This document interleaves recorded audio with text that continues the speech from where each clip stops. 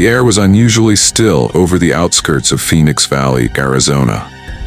A government convoy, unmarked and heavily armed, rolled toward a decommissioned weapons lab buried deep within the desert canyons. Inside one of the armored trucks, ex-military specialist Jake Rourke, played by Bautista, sat in silence, fingers twitching on the grip of his rifle. Across from him, Dr. Lila Monroe, Ella Purnell, a CDC virologist, scanned satellite images of a nearby town. Black patches were spreading across human heat signatures. Something unnatural was happening. They arrived at Biozone 12, a site officially shut down after a bioweapons accident 5 years ago. But whispers inside Black Ops circles told of a pathogen, codenamed Deadlux, engineered to revive dead cells. Jake and Lila were sent to investigate a mysterious transmission from within the zone. A single word looped endlessly: help. As they entered the lab, it was chaos sealed in time. Computers still ran on reserve power, showing decayed corpses slumped over workstations. Lila accessed a corrupted database revealing logs of human trials, failed experiments reanimating tissue accompanied by footage of twitching cadavers attacking lab staff. Then they heard it. Dragging feet in the hallway, Jake readied his weapon. The door burst open, one of the scientists from the logs, his skin gray, his mouth twisted in an eerie smile. Before they could react, Jake unloaded 3 rounds into its chest, but it didn't fall. Only when he blew off its head did the creature drop, dead for good this time. "We're too late," Lila whispered. The generator flickered, failing. Lights dimmed. Something began banging on the main doors. A dozen somethings. Jake and Lila exchanged a look. This was no containment mission anymore. This was survival. The emergency floodlights bathed the hallway in red, casting long shadows that twisted with every thump against the reinforced door. The door refused to budge. Claire pounded against it with her fists, panic rising in her throat. The air grew impossibly cold, her breath visible in the dim glow of the television screen. The face, half flesh, half charred bones, stared from the static, its eyes locked on hers. Then the voice came. "You brought them back?" It rasped through the speakers. "Now they will find you," Claire screamed. Just as she raised the lamp to smash the TV, everything went dark. Silence returned. Her breath slowed. She reached for her phone. Dead. No signal. The landline silent. It was as if the town had slipped off the map. Morning brought no comfort. Sheriff Weathers met her for coffee at the diner, where the waitress stared far too long at Claire's pale face. "You saw it, didn't you?" she asked softly, unprompted. "The smiling man." Claire froze. "What?" Blackridge doesn't like strangers, especially those who stir the ground where children scream. Claire looked to the sheriff, who shook his head. "Don't listen to June. She's lived here too long." But Claire wasn't so sure. She told him about the symbols on the bones and the apparition in her room. The sheriff's expression darkened. "There's a reason that place was never rebuilt," he muttered. "Some things stay buried for good reason." He showed her the fire report. The orphanage hadn't just burned. The children inside had been locked in their rooms. Doors nailed shut from the outside. The only survivor was a teenage girl, Elizabeth Vance, now institutionalized for 4 decades. "If anyone knows what happened that night," he said, "it's her." Claire insisted on seeing Elizabeth. Sheriff Weathers agreed. Reluctantly, they drove an hour north to Hollow Falls Asylum. The facility sat like a relic of Gothic nightmares. Towering stone walls, narrow windows, crows circling overhead. Inside, Elizabeth sat in a wheelchair by the window, facing away from them. She spoke before they did. "They're waking up," she whispered. "The fire didn't kill them, it fed them." Claire shivered. Elizabeth slowly turned her head. Her face bore scars of a life twisted by trauma, but her eyes held something deeper: fear. "He comes when the bones are touched. He wears their faces." Don't look at him when he smiles. Claire's stomach dropped. Who comes? Elizabeth trembled, then whispered, the cursed child. He smiles so you won't see his teeth. The ride back from Hollow Falls was cloaked in silence. Claire's mind replayed Elizabeth's words. He comes when the bones are touched. Don't look at him when he smiles. She had uncovered something that wasn't just tragic history. It was a curse still alive, waiting. Sheriff Weathers dropped her off and drove away without saying much. Claire noticed the trees around her cottage trembling, though there was no wind. As the sun fell, long shadows stretched through the windows. That night, she decided to dig deeper into the orphanage's past. Using the town archives in the attic of her cottage, Claire uncovered yellowed newspaper clippings from the 1980s, an article about Black Ridge Orphanage's fire. But one photo stood out, a group of children with a man in the center. His face was unsettling, not because of a smile, but because everyone else smiled except him.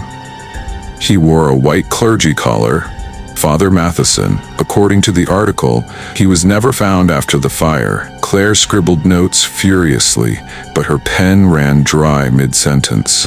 Reaching into the drawer for another, she heard a sound outside, like someone breathing. She turned toward the window. Nothing. She stood slowly and peeked out. A boy stood in the woods, pale, barefoot, and wearing scorched clothing. His eyes glowed faintly in the darkness, and when Claire locked eyes with him, he smiled. The same wide, impossible smile from the vision on the TV. Before she could react, he darted into the trees. Claire grabbed a flashlight and followed. Leaves crunched beneath her boots as she pushed deeper into the woods, heart pounding. The air felt thicker, like breathing underwater. She kept hearing faint giggles, echoing like wind in a tunnel. Then she saw it, a clearing, filled with old wooden crosses half buried in moss and earth. The earth here smelled of soot and rot. In the center, a charred crib. Suddenly, the trees whispered her name. Not one voice, but dozens, murmuring at once. She backed away slowly, but then, snap, a branch broke behind her. She turned. The smiling boy stood inches away, head tilted, his mouth split wider than humanly possible. From it came a voice, low, ancient, wrong. You're the one who woke us. Claire screamed and ran. Branches clawed her face, roots tripped her feet, but she made it back to the cottage and slammed the door shut. Her flashlight flickered and died. In the silence that followed, a voice came from behind her, quiet, close. You can't run. You brought us home. Claire barely slept. When dawn finally broke, she awoke on the floor with the flashlight dead in her hand. Her skin was clammy, and her heart still thudded from the boy's whispered warning. She stumbled to the bathroom to splash water on her face. That's when she saw it. A black mark, thin and twisting like a vine, snaked along the side of her neck and down her collarbone. It hadn't been there before. It pulsed faintly under her skin, almost alive. No matter how hard she scrubbed, it didn't fade. It wasn't a bruise, it was something else. She called Father Nolan. He arrived an hour later, visibly shaken as Claire described everything. Elizabeth's warning, the fire, the boy in the woods, the charred crib. When she showed him the mark, his face drained of color. I've seen this before, he muttered. In the texts the Vatican buried. It's called the Serpent of Breathless Sin, a curse from the time before organized faith. It's not just a mark. The elevator creaked to a halt at sublevel 9, its doors stuttering open into a corridor lined with dense wires and pipes pulsing faintly with blue light. The air smelled of burnt metal and rot. Jake raised his rifle. Lila clutched a handheld scanner, its readings spiking wildly. This place wasn't in any of the blueprints, she whispered. It was sealed for a reason. They stepped into the gloom, boots echoing softly on the metal floor. The deeper they moved, the more grotesque the walls became. Organic tendrils fused with the wiring, twitching faintly. Pulsing sacs throbbed from the walls, some transparent, revealing disfigured creatures in half-formed states. A grotesque hybrid of flesh and machine. "Jesus," Jake muttered. "It's not just the dead. They're building something." Ahead, a large circular chamber opened, dominated by a humming tower of tech, the signal source. But it wasn't just a machine. It was fused with a mass of undead torsos, skulls, and pulsating gray matter, all connected by biomechanical roots. Their mouths moved in unison, chanting in a low, garbled rhythm. "This is the nest," Lila said, breath shaking. "The virus is breeding sentience." Suddenly, a shriek rang out from behind. A new form charged them, sleek, armored, fast. It was a hunter class, humanoid but inhumanly agile, plated in viral exoskeleton and glimmering wires. Jake fired. Bullets tore chunks from the creature, but it didn't stop. He rolled aside as it leapt, claws slashing air. Lila activated an EMP grenade and tossed it at the beacon. The explosion rippled out in slow-motion silence. The nest let out a soul-tearing scream as its biomechanical nerves shorted. The beacon dimmed. The chanting ceased. But as the creature collapsed, a voice echoed from the shadows. Female, calm, and synthesized. Interruption noted. Adaptive protocol initializing. A monitor flickered on, revealing a woman's face, half flesh, half machine. "I am Directive Sigma." The ancient underground corridor stretched deep, too long for any normal foundation. The carved walls pulsated faintly, as if breathing. Candles, untouched for decades, flickered to life on either side of the path without being lit. Father Nolan gripped his crucifix tight. "We shouldn't be here." Claire's voice trembled. "But this is where it all started. I can feel it." They reached a vast, circular chamber. In the center stood an altar made of charred wood and bone, surrounded by 7 black pillars etched with names: Elizabeth, Ruth, Miriam, Samuel, Tobias. Names of children who had lived in the orphanage. Claire approached the altar. Her eyes widened as she saw a rotted cloth doll impaled on a rusted iron spike. The air grew heavier, pushing down on their chests. Blood began to seep from the floor beneath the altar, pooling at their feet. Then a voice boomed around them, not heard but felt. "The seal is broken." A gust of wind burst from the walls, snuffing out the candles. Claire screamed as the mark on her neck began to burn, glowing red under her skin. Father Nolan tried to pull her away, but unseen hands shoved him back violently, slamming him into one of the pillars. He hit the floor hard, unconscious. Claire stumbled back toward the staircase, but the passage behind them had vanished.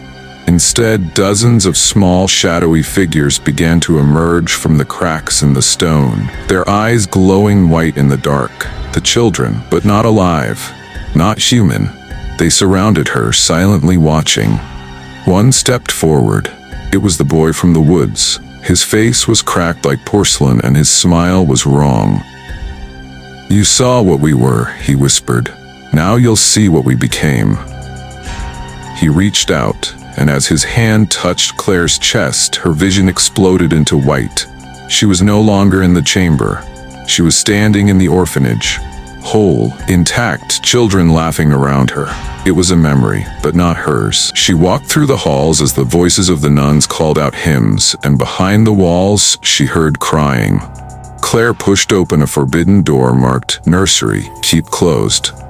Inside, Father Matheson stood at the center of a strange sigil, children kneeling in a circle around him, eyes rolled back, mouths chanting in unison. One child was levitating. "Elizabeth," Claire gasped. This wasn't religion. This was something far darker, a ritual, a summoning. She turned to run, but Father Matheson looked up and met her gaze. His face twisted, and he spoke directly to her through time. "You've seen it now. You must finish it." She snapped back to the present, falling to her knees on the cold stone floor of the chamber. The altar was burning. The children were gone. and standing beside her was Father Nolan, pale and trembling. "We weren't supposed to find this," Claire whispered. "We didn't. It found us." Claire and Father Nolan barely made it out of the underground vault, stumbling into the rainy dusk. The wind had picked up, icy and unnatural. The sky churned above them as if nature itself was disturbed. As they looked back, the entrance to the underground chamber was no longer there. The hillside had sealed shut, like a wound healing over. Back at the rectory, Nolan lit a dozen candles and opened a worn grimoire he'd kept hidden behind false holy books. "This isn't just a haunting," he muttered. "It's an inheritance, that mark on your neck, Claire. It's a seal placed on you as a vessel." Claire, still shaking, sat by the fire trying to make sense of the memories she'd relived. "I saw Father Matheson performing a ritual. With the children, he was trying to bind something." Nolan nodded. "An entity, one that demanded innocence as sacrifice. It masqueraded as a divine force, but it was never holy." As he flipped through the pages, he landed on an ancient sketch, a sigil nearly identical to the one she saw on the nursery floor. "The fire sermon," Nolan whispered, "an old order, excommunicated. They believed burning purity into vessels would make them conduits to the divine, but the rituals they practiced, they summoned something else." Claire's phone buzzed. One message, no sender. Just one sentence, "You will burn next." Before they could react, the fireplace roared violently, spitting cinders across the room. The candles blew out simultaneously. The smoke twisted upward and formed a face in the air, twisted, smiling, melting like wax. Claire screamed and knocked over the candle tray. The fire didn't go out. It spread unnaturally fast, dancing across stone and wet wood. Father Nolan grabbed a silver crucifix, chanting ancient Latin, but the flame recoiled only slightly. They barely escaped into the courtyard. Behind them, the rectory collapsed inward, consumed not by flames, but by darkness that sucked in all light. Sirens in the distance. Too late. They walked through the cemetery behind the rectory, the last place left untouched. There, between broken gravestones, was a statue of a nun. Its hands were together in prayer, but blood wept from its stone eyes. Beneath it, a fresh grave with no name. Just a symbol, Claire's mark. She knelt before it, hand trembling. The ground below began to throb, pulse-like. From behind her, a soft voice whispered, "You are the final sermon." She turned. It was Elizabeth, but her eyes were black. Claire staggered back, her breath hitching. Elizabeth stood beneath the looming willow tree, her dress billowing despite the still air. Rain misted her face, but she didn't blink. Her skin was too pale, too smooth, as if molded rather than born. "Elizabeth?" Claire whispered. Elizabeth tilted her head. Her smile twitched. "You left me," she said. Her voice echoed strangely, like many voices stacked on top of one another. "You let them burn me." "No, I didn't know. I didn't know what they were doing." Claire's voice broke as she stepped forward. "I thought you were taken. I searched for you." "You stopped searching when it hurt too much," Elizabeth hissed.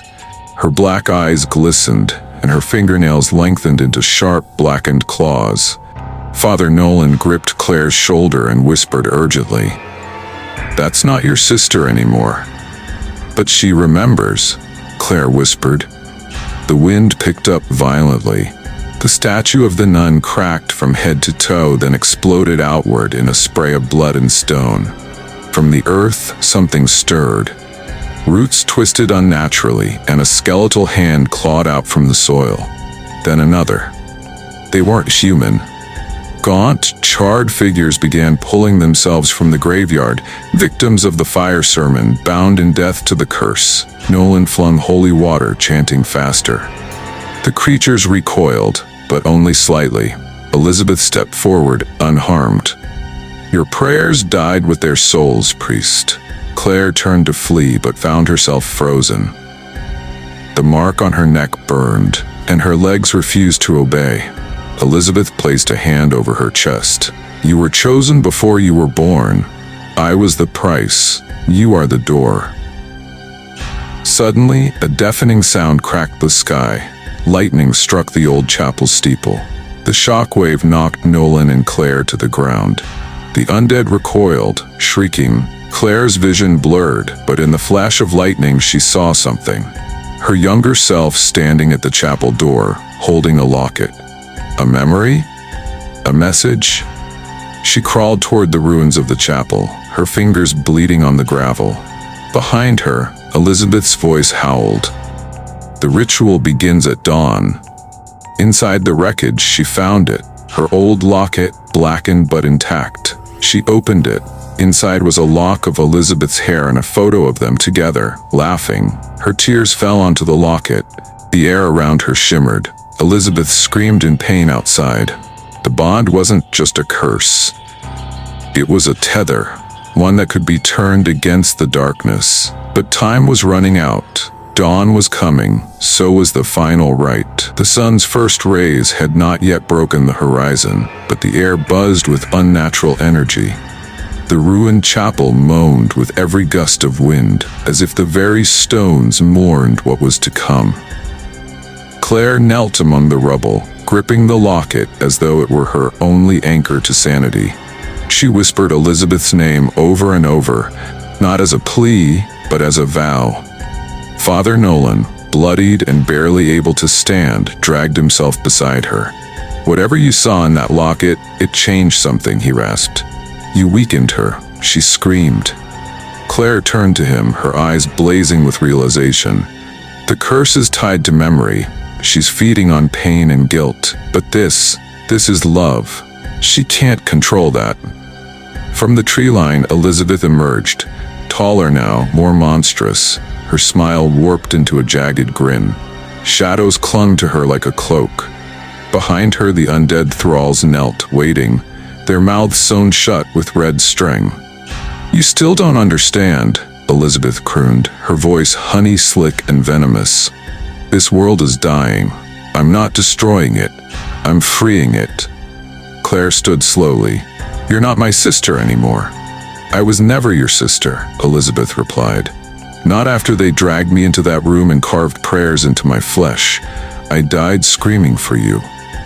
She raised her arms. The sky bled crimson. The graveyard split open in a gaping wound, revealing a spiraling staircase of bone descending into the earth. A voice rose from below, ancient, hungry. Claire's mark burned white hot. She stumbled forward, pulled by invisible strings toward the abyss. Nolan clutched her hand. "If she opens the gate, the curse will spread beyond this place. Every soul marked will become part of her." Claire turned, her gaze steeled. "Then we stopped the ritual." But Elizabeth had already begun chanting in tongues no human should know.